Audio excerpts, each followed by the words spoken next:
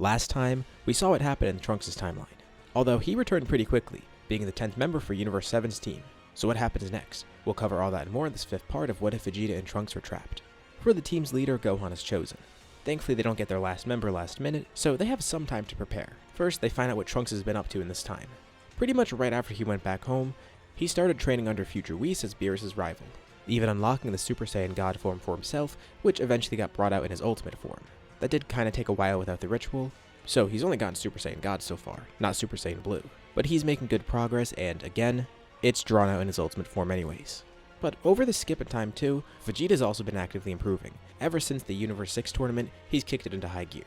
Even going into the time chamber again at some point, which sounds kinda crazy to Trunks, but isn't too crazy for Vegeta, especially because he already did go into it before. It's been fixed up and made safer. He's ascended Super Saiyan Blue, but more recently, he's been training directly under Beerus. Beerus is trying to get him to tap into his roots, hoping that he can unlock some more power that way. And Vegeta's not really too sure what he's looking for at the moment, but he has picked up one cool new technique. Besides Blue Evolution, he also has Hakais. He's not great with them just yet, but he can perform them pretty effectively. It won't be too useful here because they can't kill others, but he can at least figure out ways to use it defensively, by destroying Ki Blasts and such. But now, the Tournament of Power actually begins. The rest of the team is pretty good too. First off, they have the androids here, which includes Android 16, who's been upgraded pretty significantly. At Vegeta's request, he is continuously tweaked. He actually did go into the time chamber with Vegeta, which was great because he didn't need food for himself. It was the perfect training partner to have in there with him. Of the 3 androids, he's actually the strongest. Then there's Gohan, who I'd say is relative to his regular self at this point. Not weaker than his canon self, not stronger, but pretty much at the same level, which is still pretty impressive. The same basically goes for the rest of the team besides Goku, Vegeta, and Trunks. Speaking of Goku, Ultimate Goku is obviously strong, but unlike Gohan for example, Goku is always pushing himself, so Ultimate doesn't have a lot of extra potential to draw from, because Goku's already doing that regardless. At first it had a huge boost with Super Saiyan Blue, but now its best advantage is that it's more efficient for him. And it's still his strongest form, drawing out all the latent potential he has, but even without this form he could access that potential pretty well. So it's not like it's giving him a significant boost anymore. So yeah, he's stronger, but don't think he's incredibly cracked just because he has Ultimate. It's gonna work a bit differently for someone who already draws out all their potential as is. What that also means is Vegeta's pulled ahead once more, especially thanks to Blue Evolution. Now Goku can kinda compete by combining Ultimate with Kaioken, but he can only use that in short intervals. Although he does have someone he can test it out against, Jiren. Upon seeing him, Goku immediately wants to go fight him, and Vegeta tries as well. But Goku gets to him first, and then someone else jumps in to stop Vegeta, which kind of irks him because he wants to fight Jiren. Not this other guy Toppo, the person who stopped him. But Vegeta feels something strange coming from his aura. It feels like he has the same latent power within him.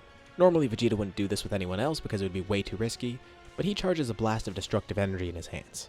Launching it at Toppo, he simply counters with his own destructive energy, something that he's mostly holding back, and this confirms it for Vegeta. The two of them have both trained under their respective god of destruction, and Toppo's surprised that Vegeta saw that. He doesn't like to use that type of power normally, and he's never fully tapped into it, but he is a candidate for the next god of destruction of his universe.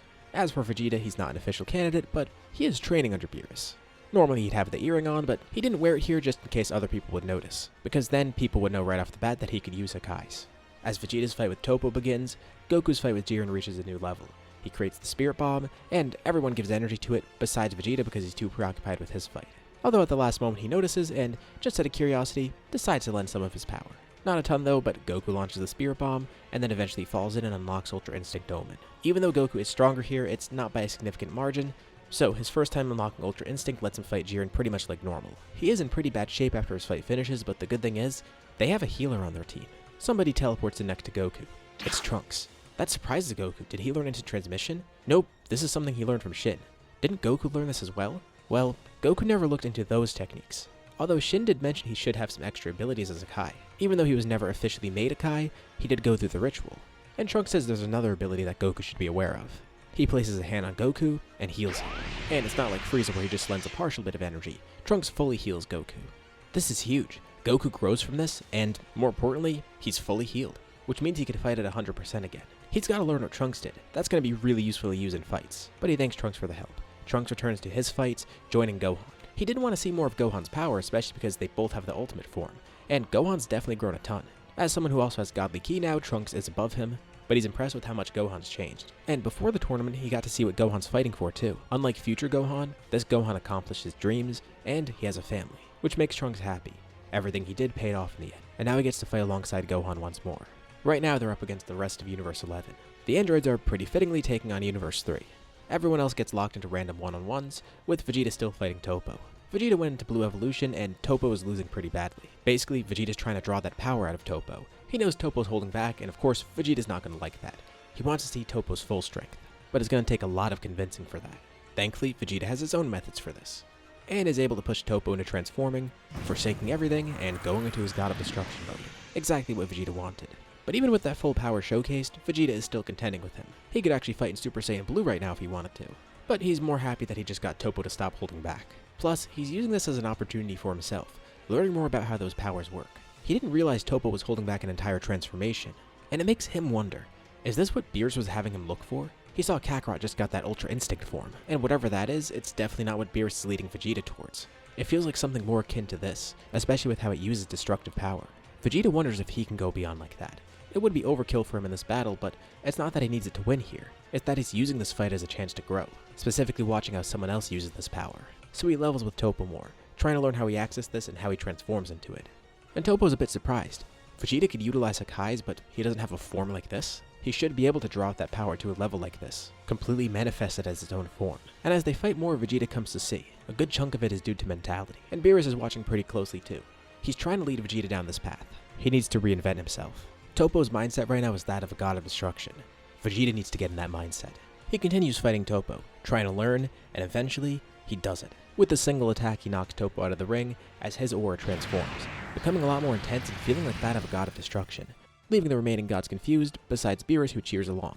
Whis is pretty surprised too, and Goku looks on amazed, wondering what Vegeta's done because it's clearly not Ultra Instinct. As of now, Vegeta has no idea what to call this form. But you know what? If whatever Kakarot just unlocked is called Ultra Instinct, he'll call this one Ultra Ego. And Vegeta's ready for his next battle, which is going to be against Jiren. While Vegeta was in that battle, Goku actually fought Kefla. And thanks to being fully healed by Trunks, that fight went a lot more smoothly. He still did go into Ultra Instinct again, but he finished it a lot quicker because he is marginally stronger, and he wasn't tired. Him not being tired actually made them fuse quicker. Unfortunately, it's not something he could tap into willingly right now. But as Vegeta goes in to face Jiren, Goku joins him too. Vegeta feels he could handle this alone, but Goku does want to fight him again. You know what? Vegeta's fine with it. He tells Goku to just not get in his way. Goku goes back into Ultimate, then stacking Kaioken on top of that, with Vegeta's aura flaring up as he continues to utilize Ultra Ego. He's starting to get the hang of this too.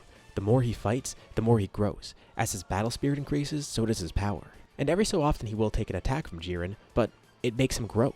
These attacks make him stronger. And what's more, Goku realizes that this is a drawback of the form, so he has an idea of his own too. Sticking a hand out, he tries to instinctively heal Vegeta. It doesn't work at first, and when it eventually does work, it's much slower than what Trunks did, but he is actually able to restore damage, which is huge. Trunks and Gohan are watching on from another part of the ring, and Gohan's wondering what he's doing, but Trunks says he's healing Vegeta. It's crazy how quickly Goku pulled that off, and Whis likes this a lot too. They're working together. Goku's definitely using this as an opportunity to use Ultra Instinct again, but Vegeta's definitely the heavy hitter here, which makes it a lot harder for Goku to fight Jiren. So with him being the main draw, that means Goku's providing more support for Vegeta.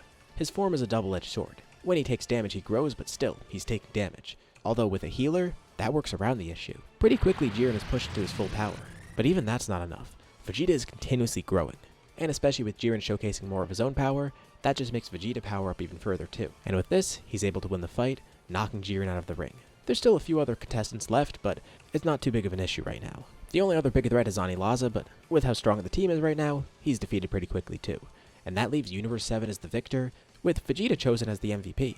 I feel like he'd end up making a selfless wish here, especially after Toppo basically being the key for him getting Ultra Ego, and after seeing how strong the other universes are, he'd see potential there. And he'd probably feel like he'd at least owe it to them to revive everybody, which is good. This is exactly what Zeno wanted, and the tournament ends on a good note. Before returning home, Trunks takes the opportunity to spar with Vegeta. With his ultimate form, he's really powerful, but he asks Vegeta to use that new form against him. He wants to test it out. So Vegeta uses Ultra Ego, and he pretty easily beats Trunks, but Trunks is glad to at least have the opportunity to spar with him. And he returns home once more. Vegeta thanks him for joining, and Trunks thanks him for the experience. Plus, with the universes at stake, it's probably a good thing he was here. And Goku assures Trunks if this happens in his timeline too, he has a bunch of people to recruit here. Hopefully it doesn't happen there though. With this arc concluded, we now move on to the manga's events. Unfortunately, no Broly stuff here because no Frieza, so he's still stuck on Vampa for now. At some point, Mayra shows up to Earth. Morrow has escaped the Galactic Patrol prison. After Majin Buu was killed, the seal on him was released and he slowly regained some power. He finally broke out and now there's not really anyone to stop him. No Majin Buu is an issue because that means no Grand Supreme Kai. But Mayra decided to come to Earth because he knew there were some strong mortals here, specifically a few training under his brother. and he learns of two in particular that could really help him. One is Vegeta, who of course is really powerful, and now has the powers of a god of destruction. That would probably be useful against a magician like Morrow. But then there's also Goku. Now, he doesn't have full access to Kai abilities, which would have been great. He learns Goku train under Shin, but he doesn't really know any magic. Although he did recently get a new technique that might help out against Morrow. They don't really know much about him going into it, but regardless, they're up for the challenge. They're eventually led to Namek, and this is where they first meet Morrow. Goku decides he's going to try and fight Morrow first. Ever since the tournament in Power, he's been training further. I mean, obviously he's Goku, but he's mainly been training to get Ultra Instinct again. He couldn't access it willingly before, and he tries to fight Morrow for a bit, but he's not able to pull it off in this fight. More worrisome is the fact that Morrow's continuously using his magic. The good thing is, fighting Goku at first did drop his guard, because Goku's a really strong opponent, and a really smart opponent, but he didn't necessarily have a perfect counter to Morrow. So now Vegeta steps up, and Morrow thinks the same thing's going to happen with Vegeta, but it doesn't. He tries to steal Vegeta's energy, and he does take some of it, but Vegeta's energy then starts changing. As Morrow is about to eat it, Vegeta imbues some destructive power within it. So Morrow eats the energy, and then he's injured from the inside. Vegeta tells him that he basically just ate a Hakai. Morrow's just left confused. He takes advantage of Morrow's confusion and his injuries, and then hits him with a proper Hakai. It's good to cut loose with his form once. He never thought he'd actually get to use a Hakai against someone. Although, Morrow seems like a pretty fitting recipient for it. If anyone deserves to have their body and soul erased, it's definitely someone like Morrow. Morrow desperately tries to take energy from Namek, but it's already too late. Before he can enact any more of his plan, he's completely destroyed by Vegeta. And while Vegeta was doing that, Goku was able to stop Cranberry. Morrow didn't make any progress, and Namek is safe. If anything, this is more motivation for Goku to keep training. He knows he can access Ultra Instinct again, but he needs to get it sooner. And with that, we'll leave off here for now. What'd you guys think about this part, and what's going to happen next? Leave your thoughts and ideas in the comments below. I'd love to see what you guys think. As usual, be sure to drop a like and subscribe if you haven't already. It really does help with the channel, and it shows me you want to see more videos like this. Anyways, thank you all for watching, and I'll see you all in my next video.